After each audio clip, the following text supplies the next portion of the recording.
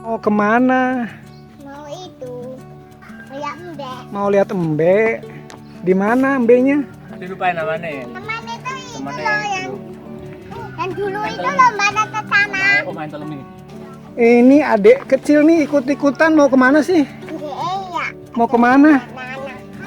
Kita mau jalan-jalan nih, mau ke Sinatria Farm.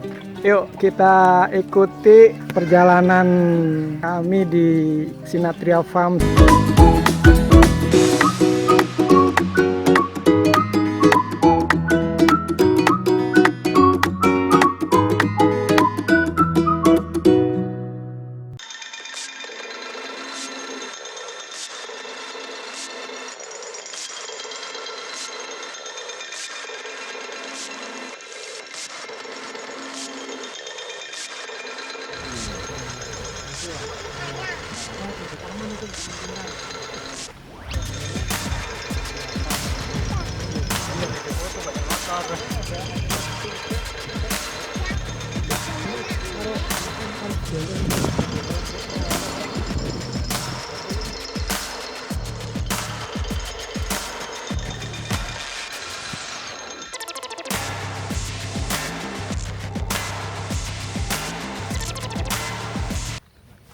Nah, ini buat temen-temen yang belum tahu Sinatria Farm, saya akan liput ya tentang Sinatria Farm.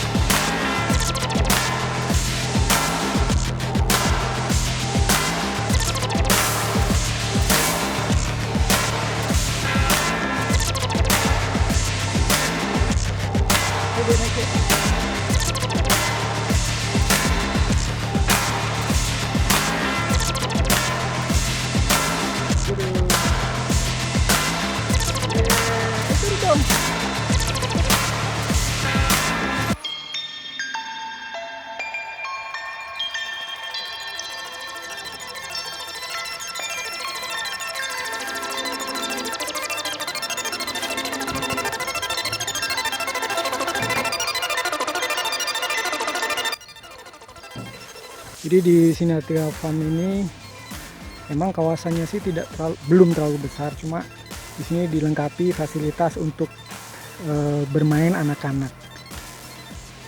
Jadi buat anak-anak pun memperkenalkan mereka ke dunia ternak.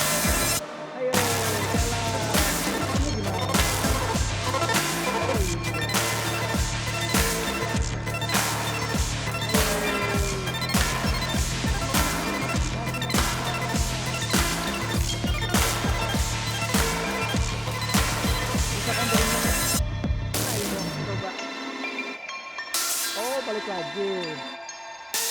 Katanya bisa. Oke, assalamualaikum warahmatullahi wabarakatuh. Buat para peternak di Indonesia.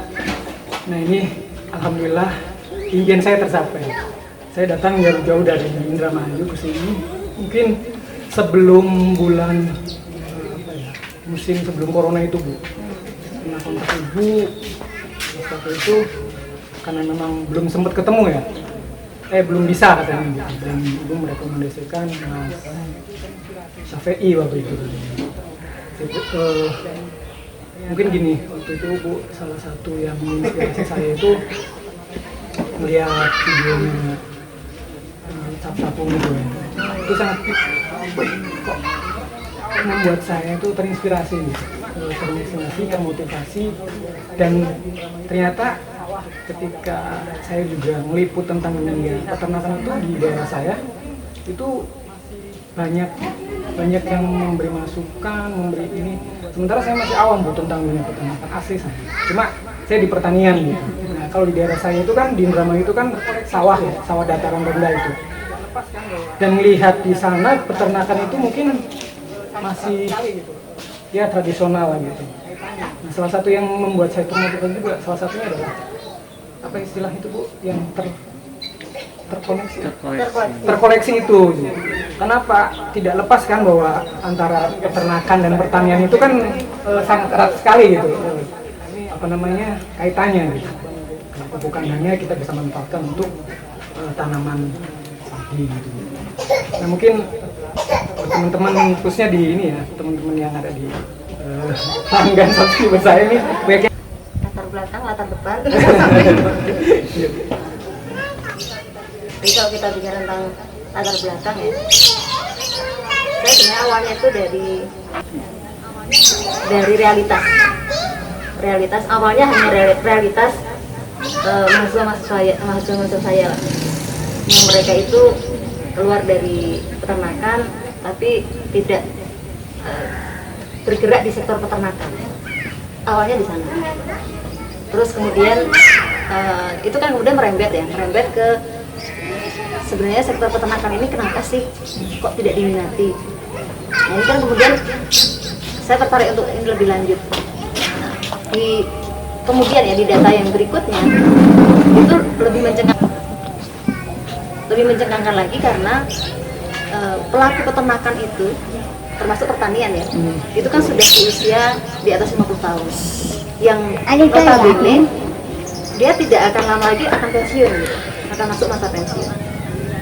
Nah kalau kemudian generasi muda ini tidak mau melanjutkan, terus siapa ya?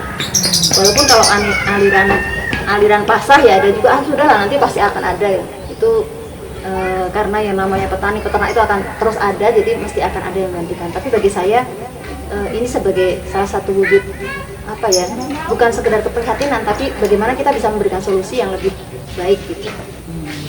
Nah kemudian berikutnya kita melihat data demografi yang di Indonesia ini memang ledakan usia produktif itu kan luar biasa ya. Bahkan kalau kita lihat nanti puncaknya kan sampai 2030 ya. Itu kan masih angka produktif itu semakin meningkat jumlahnya.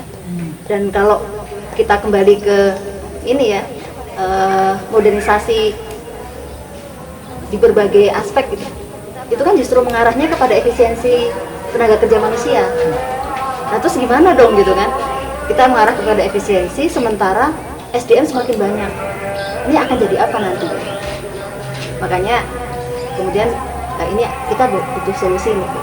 Nah, solusi yang paling sederhana ya kita membangun sistem peternakan ataupun pertanian itu yang dia lebih menarik generasi muda untuk ikut terlibat.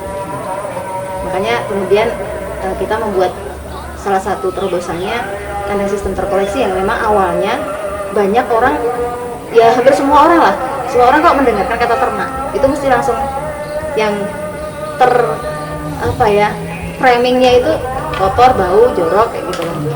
Nah dengan kita menghadirkan peternakan yang bersih, tidak berbau, itu kok saya merasa ini nanti kemungkinan akan banyak yang pengen ikut beternak, sehingga tidak akan punah lah gitu ya sektor kambing domba itu dari Indonesia.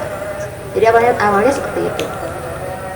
Nah ternyata alhamdulillah kan di sini terus ada inovasi gitu ya, di Sinatria Konto terus ada inovasi. Kemudian waktu itu saya ingat suami saya kan kok nggak bikin kandang yang sebenarnya awalnya pengennya lockdown sih sebenarnya, model lockdown. Jadi kita bisa membuat kandang yang ya itu bisa otomatis gitu. Terus kemudian sama suami itu ditunjukkan kandang dengan rangka baja ringan, kemudian selat plastik. Tadi kan itu awalnya untuk ayam gitu ya. Kemudian ketika kita uji, oh iya ternyata bisa untuk kambing gitu ya, kambing domba. Akhirnya kemudian kita membuat itu. Nah begitu itu naik gitu ya, oh ternyata antusiasme pemuda luar biasa. Oh ternyata daya tariknya di sini. Jadi daya tarik dari pemuda itu tidak hanya sekedar kandang yang bersih, tidak berbau, tidak, tapi juga kandang yang kekinian gitu. Tidak melulu tentang bahwa kandang itu ya bahannya kayu atau bambu, kan selalu seperti itu gitu. Nah ini ada kandang ternyata ada kandang dengan bahan yang lain yang sebenarnya selama ini mungkin belum terpikirkan. Dan saya yakin nanti akan ada bahan-bahan kandang yang lain yang kemudian akan kita evaluasi terus ya. Sama dengan kandang baja ringan ini kan tetap akan kita evaluasi terus gitu. Belum tentu ini ternyata terbaik kan, belum tentu kan, karena kita juga baru 1 tahun ya umurnya kandang baja ringan ini kan, umurnya baru 1 sampai 1,5 tahun lah, sehingga masih terus dievaluasi. Jadi latar belakangnya lebih ke arah bagaimana kita mewujudkan ketahanan pangan nasional yang di situ pelakunya saat ini masih di usia 50 tahun ke atas. Kita butuh regenerasi dan seperti ya kalau suami saya selalu mengatakan gini, kalau kita berperang itu yang siapa pemenang itu bukanlah dia yang paling banyak membunuh musuh, bukan. Tapi dia adalah orang yang paling lama bertahan. Nah, yang paling lama bertahan itu siapa? Yaitu orang yang menguasai pangan. Makanya pangan ini kalau kita bisa pegang, ya kita akan survive gitu. Contoh sederhana saat inilah, dengan ada corona, kemudian deglobalisasi, akhirnya teruji kan, terbukti bahwa wah, semua negara memproteksi pangannya, mereka tidak mau mengekspor keluar, sehingga Indonesia mengimpor di mana nih? Vietnam dari itu kemarin kata Menaker, staf Menaker menyampaikan seperti itu. Oh, ini sudah nggak bisa impor dari sana, makanya kan kita harus memproduksi sendiri, nah, termasuk juga. Terus selain tadi latar belakang, kalau dilihat tadi kan untuk membangkitkan antusiasme generasi muda itu kan salah satunya kan inovasi-inovasi ya Bu. Nah kalau dari hal yang di daerah saya di daerah Indramayu itu kan sekarang juga di pertanian itu Bu, generasinya berkurang Bu, ketika ada perbedaan karena saya sendiri kan pelaku di tanaman padi itu ketika musim panen dulu itu tenaga kerja tuh masih berlimpah, sekarang keteteran Bu, jadi harusnya pas waktu panen itu nunggu giliran orang panen, jadi kan mengurangi hasil produksi, bukan hasil produksi, kualitas produksi kualitas padinya itu jadi terlambat dipanen, harusnya dipanen. Ya seperti itulah. Jadi berkurangnya tenaga muda gitu yang tadi misalnya. Tadi ada salah satu pikiran begini. Ya, jadi kalau kita bicara tentang peternakan ya, peternakan itu kan ada sangat luas ya, sangat luas. Apa yang bisa kita jual dari produk ternak pun juga sangat luas. Bahkan inovasi-inovasi di dalam peternakan pun akan sangat luas. Kalau kita hanya berbicara tentang beternak gitu ya, mulai dari mengawinkan, kemudian nunggu bunting, selesai lahiran, kemudian menyusui, disapeh baru kita jual, mungkin akan lama, ya kan. Tapi kalau kemudian kita di situ melakukan sebuah perencanaan yang baik gitu ya, itu insya Allah kita bisa setiap bulan itu kita menghasilkan. Misalnya gini, kita memelihara 10 ekor nih.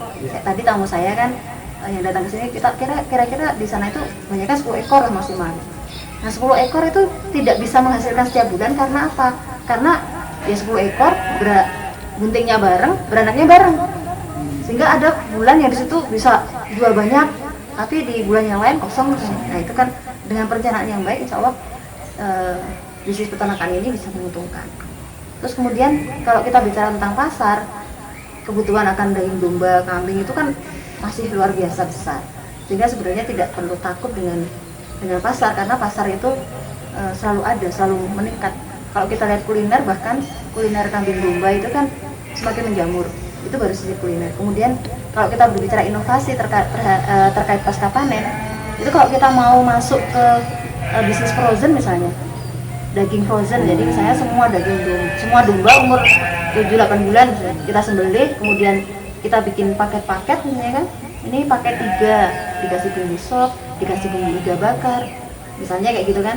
Nanti orang inovasi di produk gitu. Artinya kalau itu terbuka, sebenarnya ternyata bisa ya menghasilkan.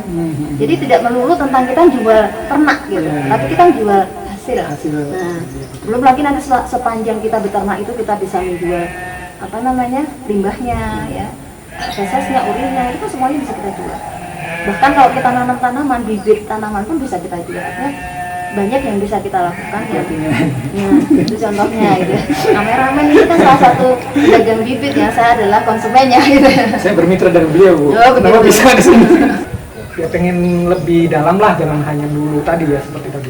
Itu seperti apa Bu layanan yang ada di sini seperti apa Bu?